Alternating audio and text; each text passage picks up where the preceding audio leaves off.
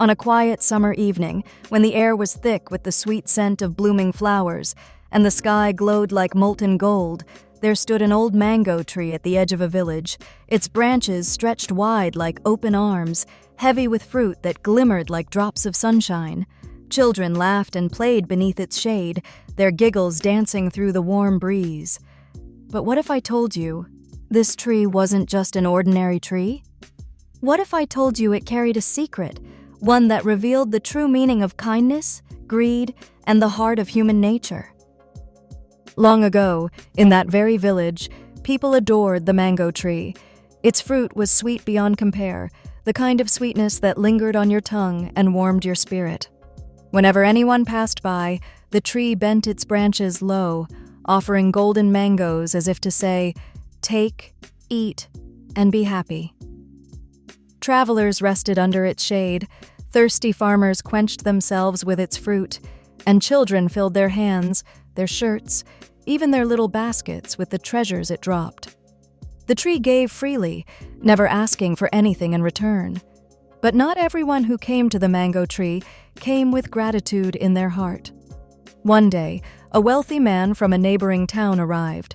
He wore silk robes that shimmered like flowing water, and his hands glittered with gold rings. His eyes fell upon the mango tree and narrowed with greed. "These mangoes," he muttered, plucking one from the branch and tasting it. His face lit up in wonder. "They are sweeter than honey, finer than anything in my orchards. If I can own this tree, I'll become richer than kings." He wasted no time. The wealthy man returned to the village with men carrying axes. Standing tall before the villagers, he declared, "This tree belongs to me now. I will cut it down and sell its wood. With the land cleared, I will build a grand house and a market, and I alone will own these fruits." The villagers gasped in horror. "No!" cried the children, clutching the roots of the tree. "This tree is our friend. It gives to everyone. You cannot harm it." But the wealthy man only laughed. "Foolish villagers," he sneered. "You do not understand the value of profit." The axes were raised, and with each strike against the bark, the old tree shuddered. Leaves trembled, birds scattered, and the sweet scent of mangoes grew bitter in the air. The villagers begged and pleaded, but the man's heart was as hard as stone. Halfway through the cutting, something strange happened. The wealthy man, tired and sweating, sat beneath the tree's wounded trunk.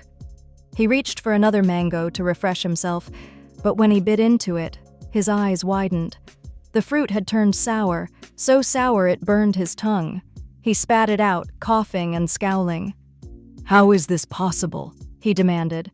He grabbed another mango, then another, but every single one had lost its sweetness. The golden fruits had turned bitter. The villagers murmured among themselves, realization dawning.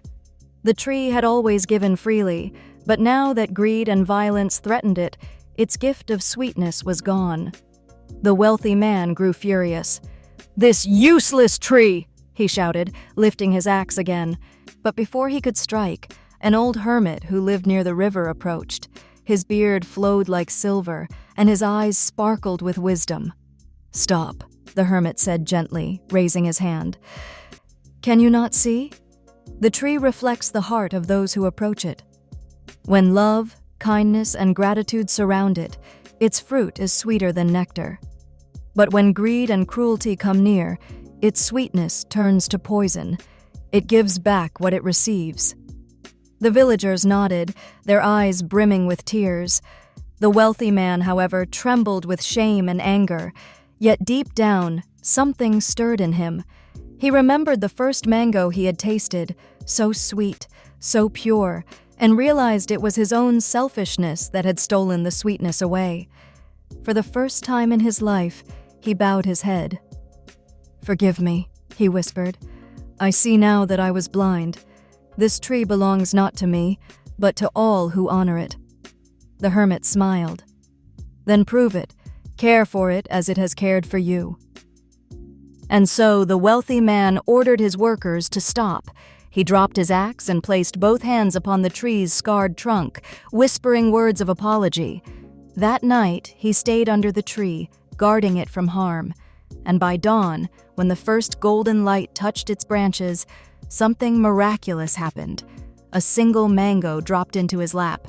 Nervously, he bit into it, and tears filled his eyes. It was sweeter than ever before. From that day on, the man changed.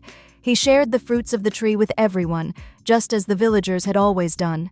The mango tree healed, its branches heavy once again with golden fruit, and the story of the tree spread far and wide, a living reminder that the sweetness of life comes not from taking, but from giving. And so, children, the mango tree still whispers its lesson even today. Kindness makes life sweet, while greed turns it bitter. So next time you share something, whether it's food, a toy, or even just a smile, remember, you're planting sweetness in someone's heart, just like the mango tree. Like, comment, and subscribe for more magical folktales. And don't forget to press the bell icon so you never miss a new story. Tell me in the comments, if you had a magical tree that gave fruit, what would you want it to give you? Sweet mangoes, golden apples, or something else entirely?